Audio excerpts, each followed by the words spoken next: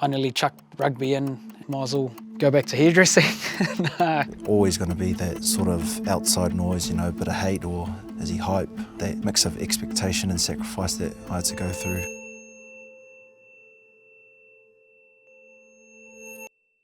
All they would say is, oh, we looked at all your fitness scores and your strength scores and your weight, you're too small, and every year was the same, and I'd try and I'd put on this weight, but I couldn't play at a level, so I would drop the weight back, and it was just real hard to deal with that, and people just didn't believe the small halfback could play anymore. I was just lucky a coach believed in the way I played, the shape of me and the size I am, and you know, trying to play a different type of rugby instead of just crash bash. I wanted to play and try outsmart people and use my skill over my size, you know. But that was really tough. I nearly chucked rugby in 2009. I was sort of teetering on, you know, is this what I want to do? And I'm struggling with money and contracts, and geez, I can't make Super Rugby, so might as well, you know, go back to hairdressing. Mum and Dad just said, you know, hang in there one more year, and I'm lucky I did, and I got my chance. But it was definitely a struggle for me, the size thing. What about you, Rex?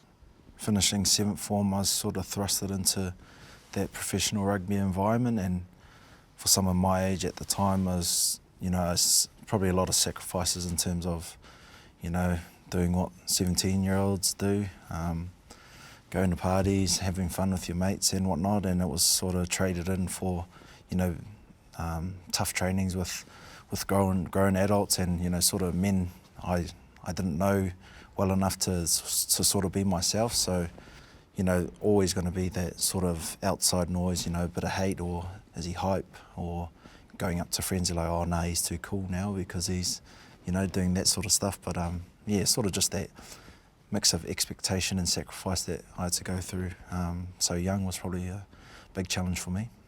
I guess along the way there were coaches who didn't believe in me and always sort of highlighted the negatives, but I guess I grew confidence by working hard on my strengths and knowing my strengths and focusing on those more so.